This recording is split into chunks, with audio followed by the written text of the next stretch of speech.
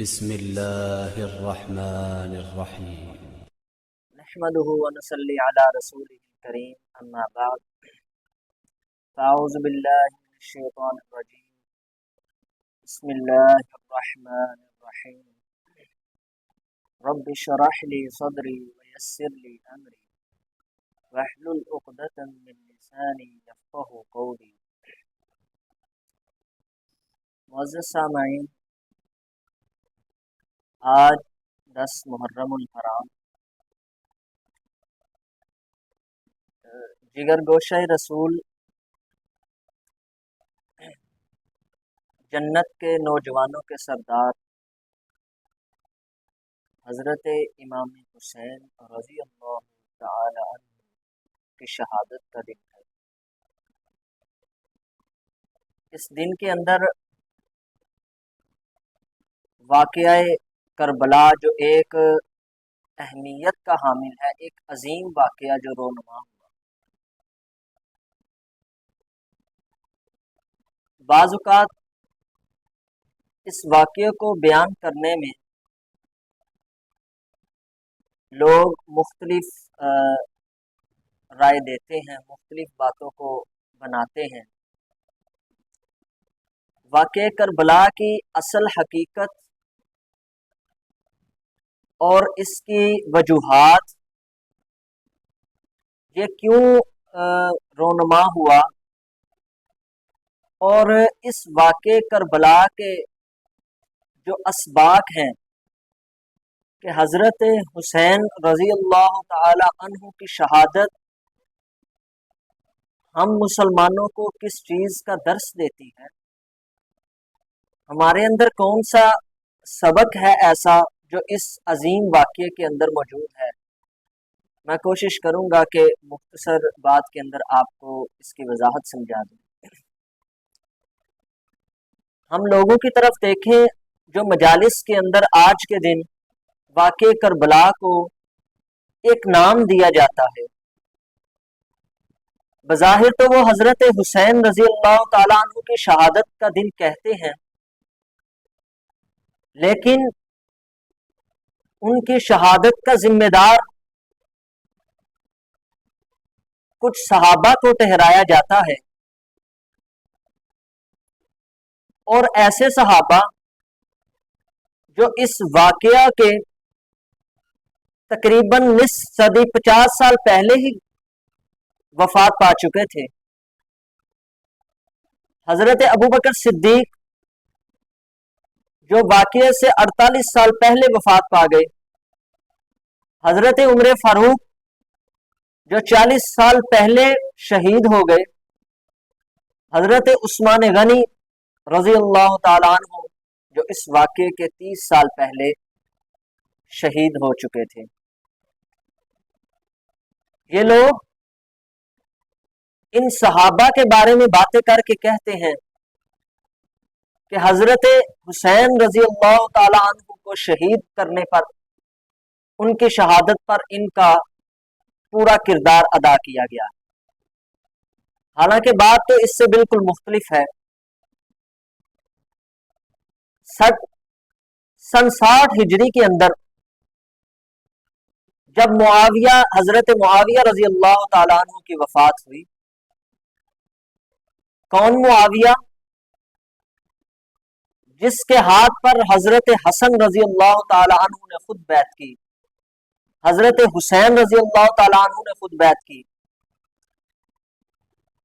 اور لوگوں کو کہا جاتا ہے کہ حضرت معاویہ نے تو خلافت کو چھینا تھا، تو اگر خلافت کو چھینا ہوتا تو سن 40 ہجری سے لے کر سن 60 ہجری تک 20 سال کے طویل عرصے کے اندر حضرت امیر معاویہ کا دور رہا، ان کی حکومت کے اندر کوئی جھگڑا، کوئی فساد، کوئی فتنے بازی، کوئی جنگ، کوئی بھی خون ریزی نہیں ہوئی۔ جب حضرت معاویہ رضی اللہ تعالیٰ عنہ اور حضرت حسن رضی اللہ تعالیٰ عنہ کے درمیان شرائط طے کی پائی گئیں، تو حضرت حسن رضی اللہ تعالیٰ عنہ نے حضرت معاویہ کو مسجد کے اندر، اور وہ مسجد جس کو حضرت علی نے خود بنوایا تھا، اس مسجد کے اندر منبر کے اوپر خود نیچے بیٹھے اور اوپر حضرت امیر معاویہ کو بٹھایا اور ان کے ہاتھ پر بیعت کی، اور بیعت کرنے کے بعد کہا کہ میں اللہ کے رسول صلی اللہ علیہ وآلہ وسلم کا نواسا اور حضرت علی کا بیٹا اس کے ہاتھ پر بیعت کر رہا ہوں، اور جس کو میں نے تسلیم کر لیا ہے کوئی بھی اس کو تسلیم کرنے سے انکار نہیں کر سکتا۔ پھر حضرت حسین رضی اللہ تعالیٰ عنہ کو کہا کہ معاویہ کی بیعت کرو، اور اس کے بعد اپنے چیف کمانڈر کو کہا کہ اٹھو اور حضرت امیر معاویہ رضی اللہ تعالیٰ عنہ کی بیعت کرو۔ فوجی آدمی تھا، ادھر ادھر دیکھا، حضرت حسین کی طرف دیکھا، حضرت حسین نے کہا جس کی بیعت میں نے اور حسن نے کی ہے تم کیوں ڈرتے ہو اس کی بیعت کرنے سے، تم بھی اس کی بیعت کرو۔ چیف نے حضرت امیر معاویہ کی بیعت کی۔ ان کی خلافت حضرت امیر معاویہ کی اور حضرت علی کے درمیان جو اختلافات پائے جاتے ہیں، اور جس سے ان کی دو سیاسی پارٹیاں جو ہیں وہ الگ الگ ہو گئی، ایک پارٹی حضرت علی کی اور ایک پارٹی حضرت امیر معاویہ کی، درمیان میں تنازع حضرت عثمان رضی اللہ تعالیٰ عنہ، کیونکہ حضرت عثمان بنو امیہ کے قبیلے سے تھے اور بنو امیہ سے حضرت امیر معاویہ تھے، تو ان کے درمیان جنگ کا جو ماحول تھا، اس کا موضوع تھا وہ تھا کہ حضرت عثمان رضی اللہ تعالیٰ عنہ کی شہادت کا بدلہ لینا۔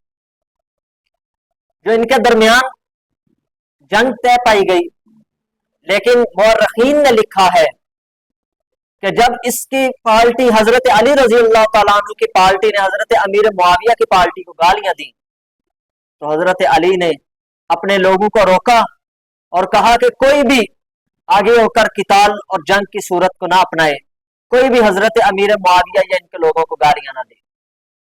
ان کے درمیان ایک معاہدہ طے پایا گیا اور اس کے بعد جنگ کو ختم کر دیا گیا، اور پھر حضرت علی نے 5 سال کی حکومت کے بعد حضرت امیر معاویہ کو خلافت دی، اور حضرت امیر معاویہ نے 20 سال کے اندر اس خلافت کو سنبھالا۔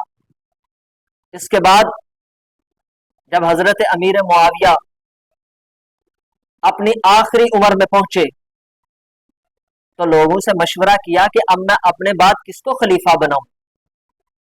لوگوں نے کہا کہ اپنے بیٹے کو خلیفہ بنا لیں، لیکن یہاں پر بات کو یہ سمجھنے کے لیے ضروری ہے کہ باپ کے بعد بیٹے کا آنا اتنا ضروری نہیں، اور اس سے کسی کو منع بھی نہیں کیا گیا۔ حضرت عمر رضی اللہ تعالیٰ عنہ جب شہید ہونے والے تھے تو عشرہ مبشرہ کے 7 لوگ موجود تھے، ان کے اندر حضرت عمر رضی اللہ تعالیٰ عنہ کے اپنے بہنوئی بھی موجود تھے، لیکن عشرہ مبشرہ کے ان 7 لوگوں کے اندر حضرت عمر فاروق نے 6 لوگوں کے نام رکھے اور کہا کہ ان 6 میں سے کسی ایک کا انتخاب کر لو۔ لوگوں نے کہا کہ عمر آپ کا بہنوئی بھی عشرہ مبشرہ میں ہے، اس کا نام کیوں نہیں شامل کیا؟ تو کہا کہ اگر میں اپنے بہنوئی کا نام شامل کروں یا ان کو خلافت دوں تو کل قیامت کے دن اللہ اگر مجھ سے میرے رشتہ داروں کے بارے میں سوال پوچھے گا کہ تم نے اپنے بعد اپنے بہنوئی کو یا اپنے رشتہ دار کو خلافت دی تو میں کیا جواب دوں؟ تو حضرت اس سے یہ قطعاً مطلب نہیں ہے کہ باپ کے بعد بیٹے کو خلافت نہیں کرنی چاہیے۔ آئیے واقعے کی طرف چلتے ہیں۔ سن 60 ہجری کے اندر جب حضرت امیر معاویہ کی وفات، یزید کو حکمران بنایا گیا، گورنروں کو خط لکھے گئے، کہا یزید کی بیعت کر لو۔ اس وقت مدینے کا جو گورنر تھا وہ مروان تھا، خط لکھا گیا، اس نے اپنے بڑے بڑے بزرگوں کو بلایا، اس کے اندر حضرت عبداللہ بن عباس بھی موجود تھے، حضرت حسین رضی اللہ تعالیٰ عنہ بھی موجود تھے، بلایا گیا کہا یزید کے ہاتھ میں بیعت کر لو. انہوں نے کہا کہ ابھی ابھی تو ہمیں امیر معاویہ کے وفات کی خبر ملی ہے, ہمیں کچھ ٹائم تو دو. انہوں نے کہا ٹائم نہیں مل سکتا. کہا ایک رات کا ٹائم مجھے دو, میں آپ کو صبح کو بتا دیتا ہوں. رات کا ٹائم دیا گیا. حضرت حسین رضی اللہ تعالیٰ عنہ رات کے وقت مدینے سے مکے کی طرف کوچ کر گئے. جب مکے کے اندر پہنچے تو کوفہ کے لوگوں کو خبر پہنچی کہ حسین نے مدینے سے مکے کی طرف ہجرت کر لی ہے. خط لکھا, کہا آپ ہمارے پاس آ جائیے, ہم آپ کے ہاتھ میں بیعت کرنے کے لیے تیار ہیں. ایک خط لکھا, 10 خط لکھے گئے. مورخین نے لکھا ہے 18,000 کے قریب خط لکھے گئے, بوریاں بھر دی گئی خط کے ساتھ. کہا اگر یہ لوگ اتنا اصرار کرتے ہیں تو میں چلا ہی جاتا ہوں. کوفہ کی طرف جانے کا ارادہ کیا. لوگوں نے کہا کہ حسین کوفہ میں جانے سے پہلے ایک بار کسی کو بھیج کر پتہ تو کروا لو کہ یہ لوگ سچ بھی بولتے ہیں کہ نہیں. حضرت حسین رضی اللہ تعالیٰ عنہ مسلم بن عقیل, حضرت عقیل کے بیٹے کو بھیجا. کہا جاؤ خبر کر کے آؤ کہ کیا ماجرا ہے. مسلم بن عقیل گئے, وہاں پر دیکھا, یہاں پر ذرا سنیے گا غور سے. مسلم بن عقیل جب کوفہ کے بازاروں میں گئے, گورنر ہاؤس میں پہنچے, دیکھا یہاں پر تو 32,000 کوفی جو حضرت حسین کے ہاتھ پر بیعت کرنے کے لیے تیار ہیں. ان کی باتوں میں آ گئے. فوراً خط لکھا, کہا فصل پک کر تیار ہو گئی ہے, بس کاٹنے والا کوئی نہیں. حضرت حسین آئیے اور یہ آپ کے ہاتھ پر بیعت کرنے کے لیے تیار ہے. ادھر یزید کو اطلاع ملی. اس نے 18 لوگوں کے ساتھ عبید اللہ ابن زیاد کو, پہلے گورنر کو ختم کر کے نئے عبید اللہ ابن زیاد کو گورنر بنایا. 18 لوگوں کے ساتھ کوفہ کے اندر آیا. پہلے عرب کے اندر لوگوں میں یہ پایا جاتا تھا کہ صافے کے ساتھ اپنے منہ کو ڈانپ لیتے تھے تاکہ گرد و غبار نہ پڑے. ایسے رومال کو اپنے منہ کے اوپر ڈانپا. کوفے کے بازاروں میں عبید اللہ ابن زیاد 18 لوگوں کے ساتھ پہنچتا ہے. لوگوں نے سمجھا کہ حسین ابن علی آ گئے, لوگ استقبال کر رہے ہیں. یہ چلتا چلتا گورنر ہاؤس کے اندر پہنچ گیا. جب مسلم بن عقیل کو خبر ہوئی تو یہ بھی ساتھ ساتھ وہاں پر پہنچ گئے. اس نے اپنے منہ سے جب وہ اپنے نقاب کو ہٹایا تو دیکھا یہ تو حسین ابن علی کی جگہ پہ عبید اللہ ابن زیاد ہے. وہاں پر عبید اللہ ابن زیاد نے کہا لوگوں میں تم کو کہتا ہوں, اگر تم اپنے آپ کو یتیم یا اپنے بچوں کو یتیم نہیں کروانا چاہتے یا اپنی بیویوں کو بیوہ نہیں کروانا چاہتے تو یہاں سے چلے جاؤ. مسلم بن عقیل نے دیکھا جہاں پر 3200 کا لشکر ہے, پیچھے مڑ کر دیکھا تو 3200 رہ گئے. 32,000 کے لشکر میں سے 3200 رہ گئے. اس کے بعد پھر مسلم بن عقیل نے آواز لگائی, کہا پکڑ لو ان کو, عبید اللہ ابن زیاد کے ساتھیوں کو ان کو پکڑ کر ان کے ٹکڑے ٹکڑے کر دو. حضرت عبید اللہ ابن زیاد نے پھر آواز لگائی, کہا کسی مائی نے اتنا لال جنا ہے جو آ کر مجھے مقابلہ کر سکے, جاؤ یہاں سے بھاگ جاؤ. مسلم بن عقیل نے پیچھے مڑ کر دیکھا تو 32 رہ گئے. اب دیکھیے مسلم بن عقیل کوفہ کے بازاروں میں گھوم رہے ہیں اور کوفیوں کی بے وفائی کا ذکر کر رہے ہیں, جگہ جگہ پر پھر رہے ہیں, اور عبید اللہ ابن زیاد کے سپاہی پیچھے ہیں. مسلم بن عقیل کو شہید کرنا چاہتے. بھٹکتے بھٹکتے رات کا وقت ہے. مسلم بن عقیل ایک جگہ پر ایک پتھر کا ٹھوکر لگی تو نیچے گر پڑے, سر پھٹ گیا. کوفہ کے بازاروں کے اندر گھوم رہے ہیں. مسلم بن عقیل ایک جگہ پر بیٹھ گئے. دروازے کو ایک کو کھٹکھٹایا. شیعہ نے جو کوفہ تھے دروازہ کھولا, دیکھا مسلم بن عقیل ہے, دروازے کو بند کر لیا. دوسرے پہ گئے, دروازہ بند کر لیا. تیسرے پہ گئے, دروازہ بند. ایک دروازے کے جا کے گر گئے. مسلم بن عقیل وہاں پر گرے. ایک بوڑھی اماں نے دروازہ کھولا. دیکھا یہ تو حضرت حسین کا نمائندہ ہے، اندر بلا لیا۔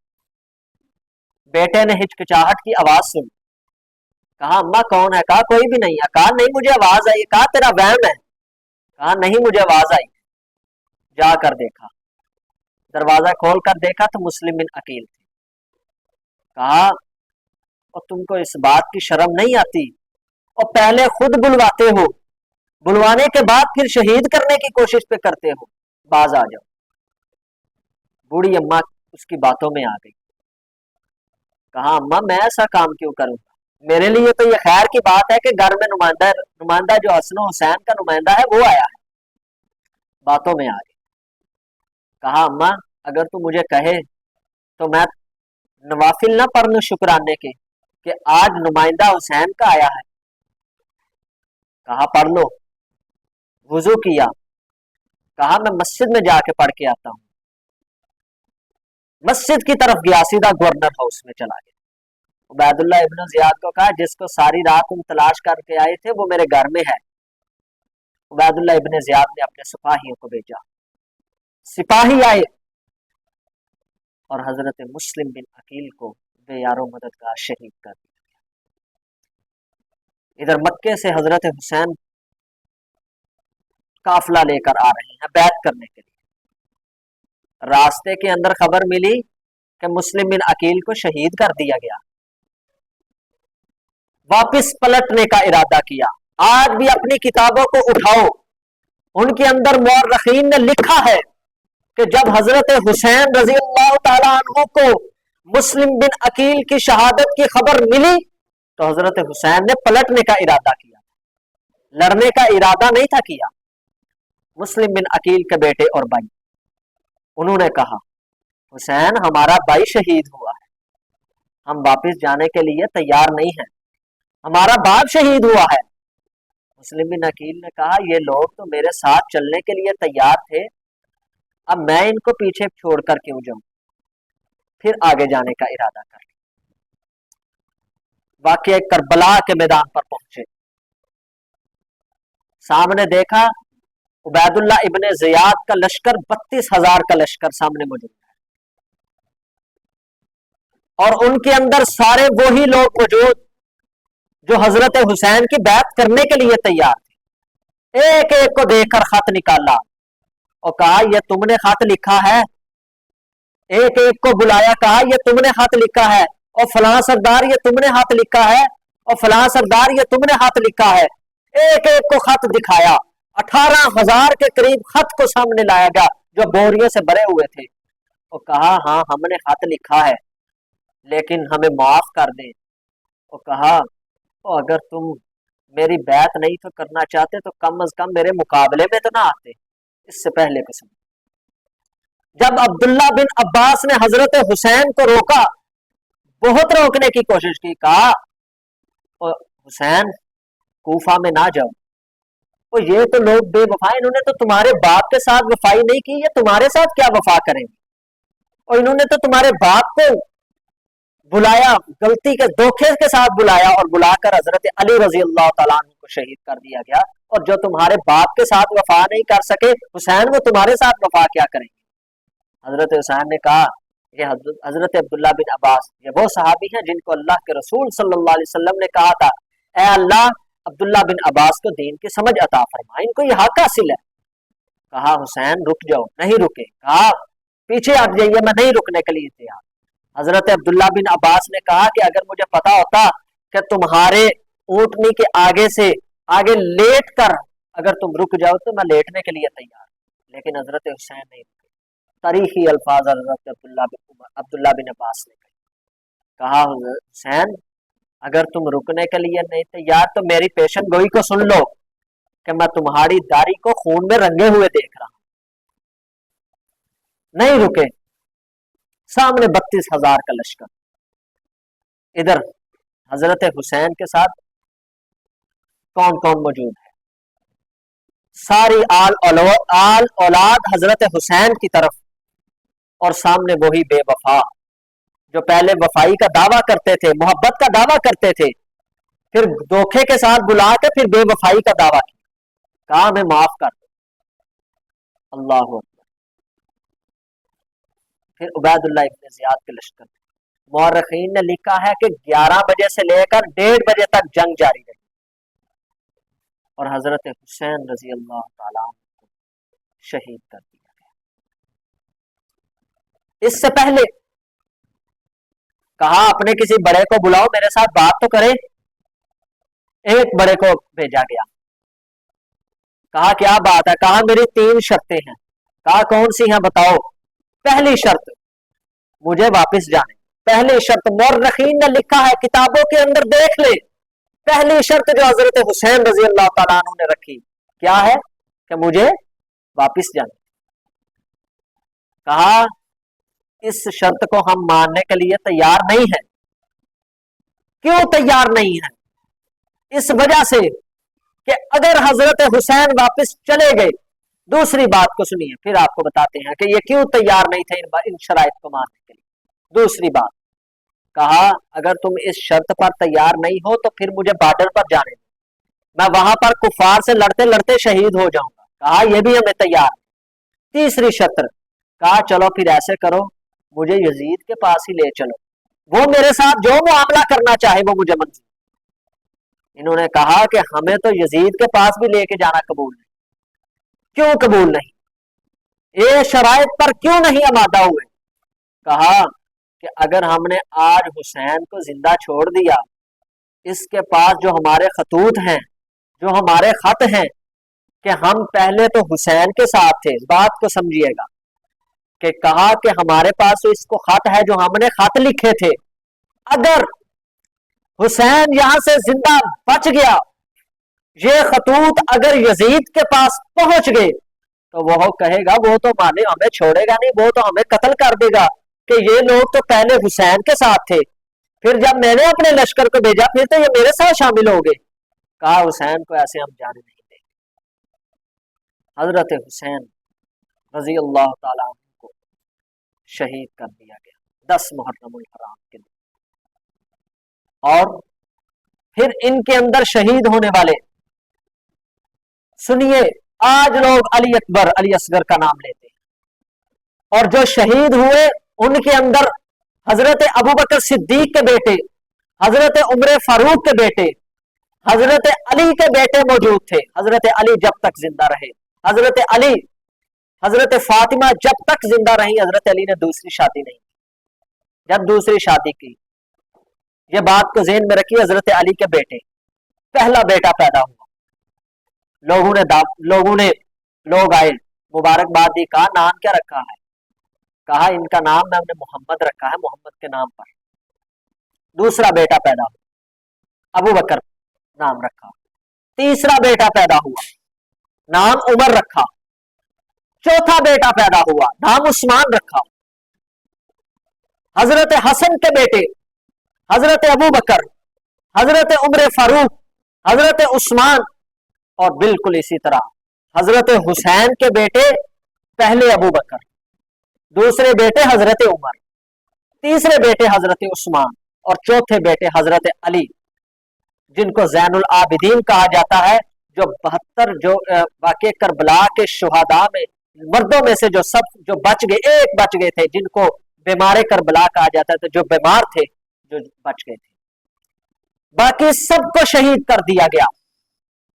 یہ سب شہید شہداء کربلا ہیں جو حضرت امام حضرت حسن رضی اللہ تعالیٰ عنہ کے بیٹے حضرت علی رضی اللہ تعالیٰ عنہ کے بیٹے اور حضرت حسین کے بیٹے ابو بکر حضرت عمر عثمان یہ شہید ہوئے ہیں. یہ شہید کربلا ہیں.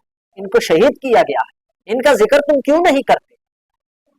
اس وجہ سے کہ اگر ہم ان کا ذکر کریں گے تو پھر ابو بکر صدیق اور عمر فاروق کا بھی ذکر کرنا پڑے گا کیونکہ یہ ان کے نام پہ نام اور یہ ان کے ناموں سے جنتے ہیں. یہ ان کے نام کا پسند نہیں کرتے. کیوں نہیں کرتے؟ کہ انہوں نے حضرت علی کا خلافت چھینا تھا. اور اگر حضرت علی کو خلافت چھینا تھا جنہوں نے قلعے خیبر کا دروازہ اکھاڑ دیا تھا اتنی طاقت ہونے کے باوجود پھر بھی حضرت ابوبکر صدیق کو خلافت کا چیلنج کیوں نہیں کیا؟ یہ بڑے عہدے پر فائز تھے حضرت علی حضرت ابوبکر صدیق کے دورے کو. تو میرے بھائیوں اس طرح یہ شہدائے کربلا ہیں یہ سب شہید ہوئے. آج لوگوں نے پاس سے یہ نام رکھے ہیں, یہ اپنی مجالس کے اندر علی اصغر اکبر کا نام لیتے ہیں. یہ شہید کربلا نہیں, شہید کربلا یہ تھے جو حضرت حسین کے بیٹے, حضرت حسن کے بیٹے, حضرت علی کے بیٹے, یہ شہید. اس کے بعد آخر پہ میں آپ کو بات کرتا ہوں, پھر اجازت چاہتے ہیں.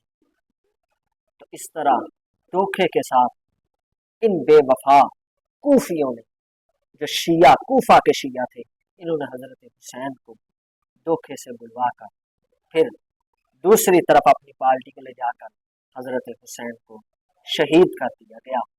اور زین العابدین جب کوفہ کے بازاروں میں گزر رہے تھے تو لوگ رو رہے تھے. اللہ اکبر. تو حضرت زین العابدین نے اپنی بہن سے پوچھا کہ بہن یہ لوگ کیوں رو رہے ہیں؟ کہا یہ تمہارے باپ کی شہادت پہ رو رہے ہیں. حضرت زین العابدین نے کہا اور مجھے یہ تو بتلاؤ کہ اگر یہ لوگ, یہ کوفہ کے لوگ حضرت حسین کی, میرے بابا کی شہادت پہ رو رہے ہیں, تو مجھے یہ بتاؤ کہ میرے بابا کو قتل کرنے والے کو خود انہوں نے قتل کیا اور خیموں کو آگ لگا دی, اس وجہ سے کہ جو حضرت حسین کو ہم نے خط لکھے تھے, جو ان کے پاس, حضرت حسین کے پاس ہماری ڈاکومنٹری جو موجود تھی, کہیں وہ یزید کے پاس چلے گی, ہمیں تو وہ قتل کر دے. اس لیے ان کے خیموں کو آگ لگا دی تاکہ وہ جتنے پروفمنٹ تھے, جتنی وہاں پر ڈاکومنٹری پڑی تھی, کاغذات خط پڑے تھے, سب کو جلا دیا گیا تاکہ ان کے پاس کوئی ثبوت ہی موجود نہ ہو. اور حضرت حسین کو بھی شہید کر دیا. کہا تھا ان کے لوگ بھی یہیں پر شہید ہو. تو جو اصل حقیقت ہے ان سے لوگ اس چیز کو اٹھاتے ہیں اور ان کا ذکر نہیں کرتے. یہ حضرت حسین رضی اللہ تعالیٰ عنہ آج کی شہادت, اور وہ اس بات کا درس ہے ہمارے لیے, یہ پیغام ہے کہ آپ کچھ بھی کر لیں, کچھ بھی ہو جائے, ہم نے حق کے اوپر ڈٹ کر قربانی دینی اور کبھی بھی باطل کے آگے سر نہیں جھکا. حضرت حسین رضی اللہ تعالیٰ عنہ نے جو ہے وہ باطل کے آگے سر نہیں جھکایا, حق کے ساتھ قربانی کی. اور یہی درس, یہی واقع کربلا, یہی حضرت حسین رضی اللہ تعالیٰ عنہ کی شہادت ہمیں اس بات کا درس دیتی ہے کہ صبر کا مظاہرہ کریں, استقامت آپ کے اندر ہونا چاہیے, اور سچائی کا دامن آپ پکڑیں, اور پھر حق پر ڈٹنا ہے تو صرف حق پر, اور باطل کے آگے کبھی بھی سر کو نہیں جھکانا. اللہ سے دعا ہے کہ اللہ ہمیں دین کو سمجھنے کی توفیق عطا فرمائے, حق پر ڈٹنے کی توفیق عطا فرمائے, باطل کے خلاف ہمیں کبھی بھی سر, باطل کے آگے کبھی بھی ہمیں سر کو نہ کبھی ہم جھکائیں. اللہ ایسی توفیق عطا فرمائے. اللہ سے دعا ہے کہ اللہ ہمیں ان تمام باتوں پر اور حق جو ہے اس کو اچھے معنی میں سمجھنے کی توفیق عطا فرمائے. وآخر دعوانا الحمد للہ رب العالمین. السلام علیکم ورحمۃ اللہ.